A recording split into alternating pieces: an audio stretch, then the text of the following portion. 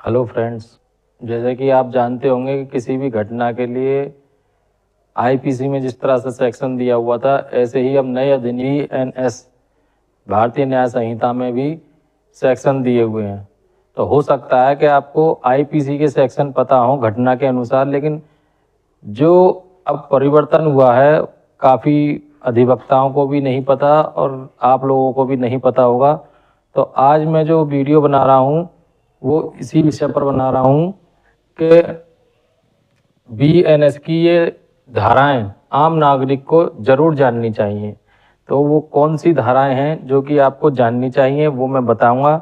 तो आप मेरे चैनल पर पहली बार आएँ तो चैनल को सब्सक्राइब कर दें और मेरी इस वीडियो को शेयर कर दें, क्योंकि जब तक आपको किसी भी अपराध के बारे में धारा का पूर्ण ज्ञान नहीं होगा तब तक आपके साथ हुए किसी भी अपराध में आपको ये पता ही नहीं चलेगा कि थाने से सही कार्रवाई हुई है या गलत कार्रवाई हुई है। और अगर गलत कार्रवाई हुई है आपके साथ हुए घटना के लिए तो वो फिर आगे आपको फायदा नहीं देगी, नुकसान देगी। इसलिए आपको बीएनएस की धाराएं जानकारी में होनी चाहिए। तो शुरू करते हैं। पहली धारा है हत्या, क्योंकि ये हत्या का अपराध काफ़ी बड़ा अपराध होता है। हत्या के लिए बीएनएस में धारा 103 बताई गई है और आईपीसी में यही धारा 302 हुआ करती थी, जो कि अब बीएनएस में 103 है। इसी तरह से हत्या का प्रयास, हत्या के प्रयास के लिए धारा 109 है और जो कि आईपीसी में 307 हुआ करती थी। इसी तरह से लापरवाही से मृत्यु, जैसे कि आपने देखा होगा कभी कभी कोई भी वाहन चलाने वाला व्यक्ति लापरवाही से वाहन चलाता है और किसी का एक्सीडेंट हो जाता है तो वो लापरवाही से हत्या मृत्यु मानी जाएगी और उसके लिए बीएनएस में धारा 106 है और आईपीसी में इसी अपराध के लिए धारा 304 ए हुआ करती थी। अगर मान लो कोई लापरवाही से किसी की मृत्यु हो जाए, किसी के हत्या कर दे, तो उसके लिए 106 अब बीएनएस में है और 304 ए आईपीसी में हुआ करती थी। इसी तरह से चोट पहुंचाना, अगर किसी के किसी कृत्य से चोट पहुंच जाए या लड़ाई में चोट पहुंच जाए, जानबूझकर चोट पहुंच जाए, तो उसके लिए धारा 115 अब है बीएनएस में और आईपीसी में यही अपराध के लिए धारा 323 हुआ करती थी। इसी तरह से गंभीर चोट, गंभीर चोट के लिए बीएनएस में धारा 117 दी गई है और यही अपराध के लिए आईपीसी में धारा 325 हुआ करती थी। इसी तरह से खतरनाक हथियार से चोट पहुंचाना, यानी कि अगर कोई व्यक्ति किसी लड़ाई में खतरनाक हथियार से चोट पहुंचाता है तो उसके लिए धारा 118 दी गई है बीएनएस में और इसी अपराध के लिए आईपीसी में 324 से 326 तक धारा बताई गई थी, जो कि अब सिर्फ 318 में ही सब सेक्शन कर दिए हैं। इसी तरह से अगले अपराध है गलत तरीके से रोकना। अगर कोई व्यक्ति किसी भी व्यक्ति को, बच्चे को, महिला को, किसी को भी अगर गलत तरीके से उसकी बिना इच्छा के अगर रोकता है तो उसके लिए वो एक अपराध करता है और उसके लिए धारा बनती है बीएनएस में 126, जो कि आईपीसी में धारा 341 हुआ करती थी। इसी तरह से गलत तरीके से बंधक बनाना, रोकना और बंधक बनाना में थोड़ा सा डिफरेंस है। रोकना और बंधक बनाना, बंधक यानी कि किसी को ऐसी परिस्थिति में डाल देना कि वो निकल ही ना सके। और मैं आपको बता दूं, आप अगर मेरे चैनल से पहली बार जुड़ रहे हैं तो मैं समय समय पर लाइव भी आपको मार्गदर्शन करता हूं, यानी कि जो भी सेक्शन या जो भी आपका केस चल रहा है या जो भी आपकी समस्या है उसके लिए आप मुझसे लाइव भी आकर सवाल पूछ सकते हैं। और अगर आपका कोई सवाल हो और आप इस वीडियो को देख रहे हैं तो आप इसके कमेंट बॉक्स में भी अपना सवाल लिख सकते हैं और आप मुझसे व्हाट्सएप पर मेरा मोबाइल नंबर आप चाहें तो नोट कर लें 9808146202। व्हाट्सएप पर भी आप अपना सवाल लिख सकते हैं, अपनी समस्या लिख सकते हैं। मैं व्हाट्सएप के माध्यम से भी आपकी समस्या का समाधान बता दूंगा। तो हम बात कर रहे थे गलत तरीके से बंधक बनाना। तो BNS में धारा 127 दी गई है बंधक बनाने के लिए, जो कि IPC में 342 हुआ करती थी। इसी तरह से अपहरण के लिए BNS में 137 धारा दी गई है, जो कि IPC में 363 हुआ करती थी। और फिरौती के लिए अपहरण, अगर फिरौती के लिए अपहरण किया गया है तो उसके लिए धारा 140 दी गई है, जो कि IPC में 364A हुआ करती थी। बलात्कार के लिए BNS में धारा 64 दी गई है, जो कि IPC में धारा 376 हुआ करती थी। और अगला अपराध है महिला की लज्जा भंग करना। तो महिला की लज्जा भंग करने के लिए धारा 74 दी गई है BNS में, जो कि IPC में धारा 354 हुआ करती थी। मैं आपको एक बात बता दूं कि ये जो अभी मैं सिर्फ आपको अपराध के अकॉर्डिंग धाराएं बता रहा हूँ, वो इसलिए बता रहा हूँ कि वीडियो ज़्यादा लंबी ना हो जाए।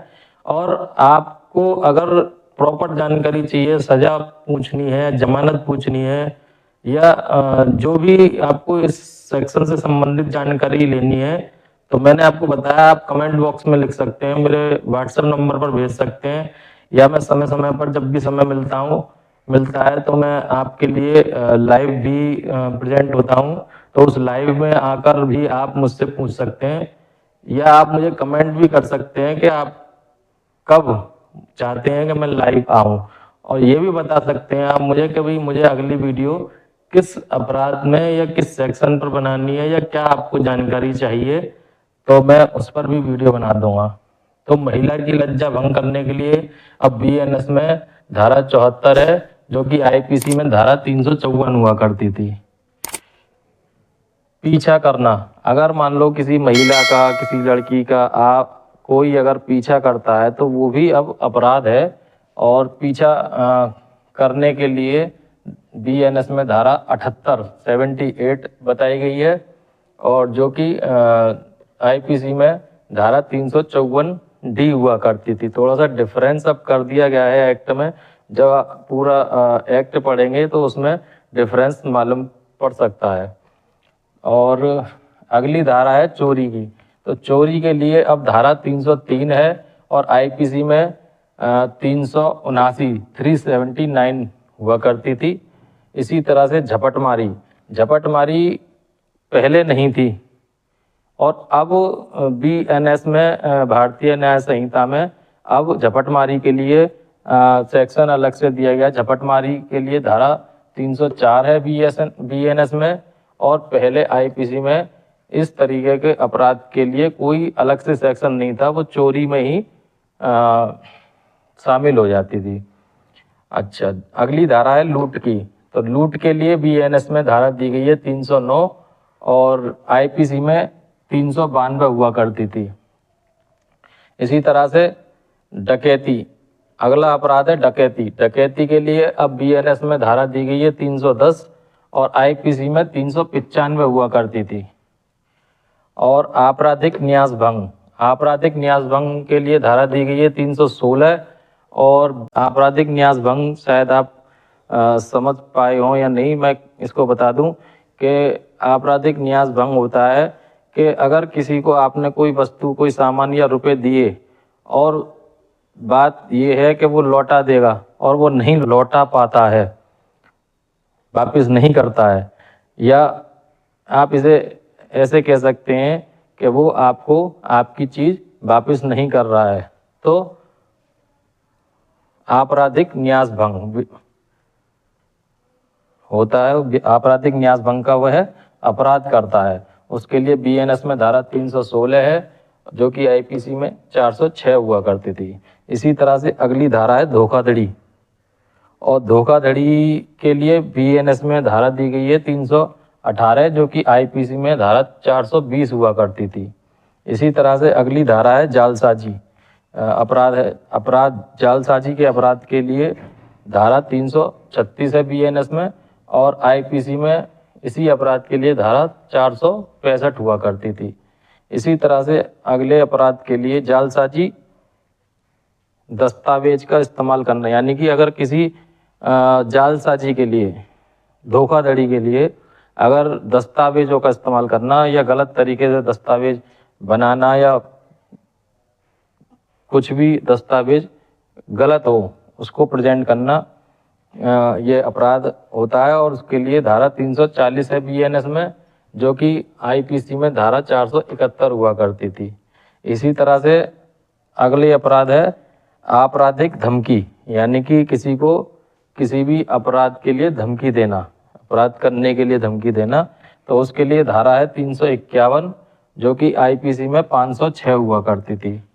इसी तरह से जानबूझकर अपमान करना, ये भी अपराध होता है। आम लोग नहीं जानते और किसी को भी कहीं भी अपमानित कर देते हैं, लेकिन ये एक मामूली सी बात है, लेकिन अपराध है और बड़ा अपराध है। कभी अगर लाइव में समय मिला तो मैं इसके लिए विशेष रूप से बताऊंगा या इस पर एक विशेष वीडियो बनाऊंगा। तो जानबूझकर अपमान करना, इसके लिए बीएनएस में धारा दी गई है 352, जो कि आईपीसी में 504 हुआ करती थी। इसी तरह से मानहानि, मानहानि यानी कि किसी के भी मान सम्मान को ठेस पहुंचाना, नुकसान पहुंचाना। जैसे कि कई बार हम व्हाट्सएप पर या फेसबुक पर या कहीं भी कुछ टिप्पणी कर देते हैं जिससे कि एक किसी भी आदमी की मान सम्मान को क्षति होती है, तो उसके लिए मानहानि का मुकदमा, मानहानि का अपराध होता है। तो मानहानि के अपराध के लिए बीएनएस में धारा 356 दी गई है और आईपीसी में 499 और 500 हुआ करती थी। 499 में डेफिनेशन, 500 में सजा का प्रावधान हुआ करता था। तो ये मुख्य धाराएं हैं जो कि एक आम नागरिक को जाननी चाहिए। और क्यों जाननी चाहिए उसके लिए मैं आपको पहले भी बता चुका हूं, अब दोबारा बता दूं कि अगर आपके साथ कोई भी अपराध होता है और आप थाने पर शिकायत करते हैं, तो अक्सर ऐसा होता है कि थाना पुलिस उसमें फेरबदल कर देती है, आपसे अमेंड करा देती है एप्लीकेशन में, या अगर एफआईआर तहरीर में अमेंड नहीं कराती तो वो सेक्शन वो लगाती है जो कि उस अपराध से संबंधित नहीं होते।